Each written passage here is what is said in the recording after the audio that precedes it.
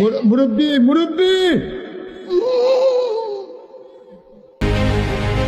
সম্প্রতি সোশ্যাল মিডিয়ায় viral Islamic বক্তা মাওলানা মোস্তাক ফয়েজির বক্তব্যের একটি অংশ মুরব্বি মুরব্বি।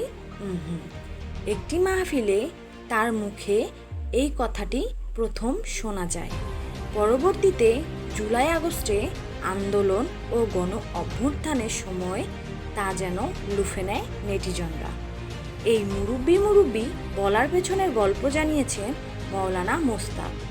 একটা মাহফিলে একজন বয়স্ক মানুষ চলে যাচ্ছিল।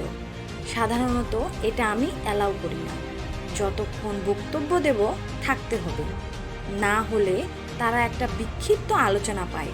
আমার পুরো আলোচনার একটা মূল থিম থাকে, তাই ওনাকে আমার মতো করে বলেছিলাম মাহফিল ছেড়ে যাওয়া যাবে না। ভাইরাল হওয়া প্রসঙ্গে তিনি বলেন, এটা যে ছেলেরা এভাবে নেবে বুঝি নাই, এটার ভেতর ওরা একটা আনন্দ খুঁজে পেয়েছে। সরকার বদল হওয়ার কারণে যেসব মানুষ মুরব্বির কাতারে ছিলেন তারা যখন পালিয়ে যাচ্ছিল তখন প্রসঙ্গক্রমে এটা ব্যবহৃত হয়েছে। আমি একটা কথা বলেছিলাম, এক লোক বের হয়েছে দাড়ি কামিয়ে একেবারে সমান। যখন সালমান এফ রহমান দাড়ি কামিয়ে ফেলেছে এটা মিলে গেছে। আমি তো আজ এটা তাকে নিয়ে বলিনি, এটা মিলে গেছে।